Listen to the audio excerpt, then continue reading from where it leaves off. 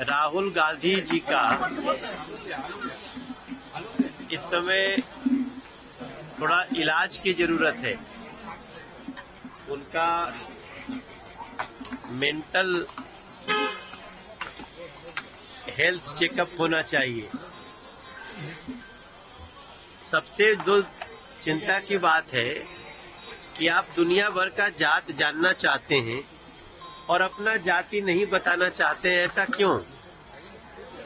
वो कहते, उनसे जब पूछा गया कि आपकी जाति क्या है, तो उन्होंने कहा कि इन्होंने मुझे गाली दिया।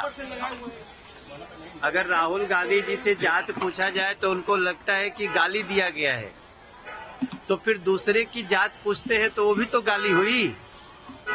तो वो सबको गाली देना चाहते हैं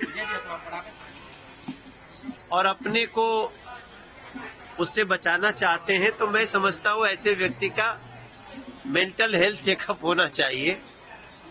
ये देश अपनी प्रतिभाओं से जिसको जो आगे बढ़ना होता है बढ़ता है, और इस देश के हर बच्चे में प्रतिभा है।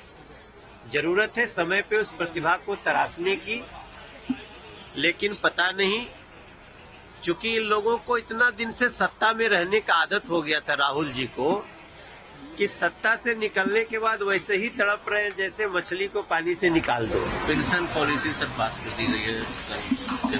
इस देश के जितने सरकारी केंद्रीय कर्मचारी हैं, उन लोगों का एक लंबे समय से ये डिमांड था कि हमारा सेंट्रल पेंशन स्कीम को जो पुरानी थी वही लागू किया जाए।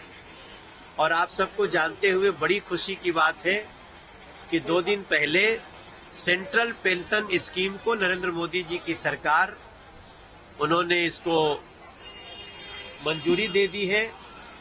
अभी हम और ललन सिंह जी साथ में ही आए फ्लाइट से, वो भी बहुत प्रसन्नता व्यक्त कर रहे थे।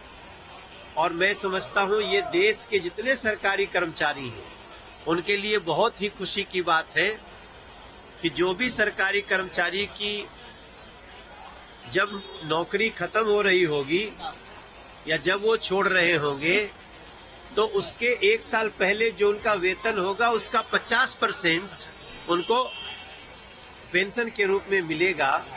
और ये मुझे लगता है देश के लगभग 10 करोड़ लोगों के लिए, 10 करोड़ परिवारों के लिए एक बहुत बड़ा समाचार है। नरेंद्र मोदी जी को धन्यवाद। राहुल की सरकार है, उसके बावजूद भी बिहार में विकास नहीं हुआ है। सभी मामलों में बिहार पिछड़ रहा है। बेरोजगारी, महंगाई और भी कई सारे मामलों को उठा रहे हैं।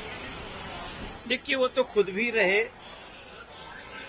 एक बहुत बड़ा वादा करके तेजस्वी बाबू आए थे कि हम आते ही 10 लाख लोगों को नौकरी देंगे। काफी 2.5-3 साल रहे, तो 2.5-3 साल में कम से कम 5 लाख को तो दे देना चाहिए था, लेकिन 500 को भी नहीं दे पाए। तो तेजस्वी बाबू को मैं इतने कहना चाहूंगा, देखिए, हम ये नहीं कह रहे हैं कि बिहार के हर एस्पिरेशन को हमने पूरा कर दिया है, लेकिन बिहार बहुत तेजी से विकसित राह पे चल रहा है। और बिहार को इस बजट में 26,000 करोड़ रुपया दिया गया है। अब उसका तो विरोध कर रहे थे तेजस्वी बाबू। आप अगर विपक्ष में हो के भी बिहार के समर्थक हैं, तो बिहार में जो इस बजट में स्पेशल दिया गया है, टोटल देखेंगे तो करीब 48,000 करोड़ का इसी बजट में है। लेकिन उसकी तारीफ करने की बजाय तेजस्वी बाबू को आदत पड़ गई है केवल विरोध करना है। मुझे लगता है जो बिहार को प्यार करता है वो बिहार के हर बेहतरी को स्वीकार भी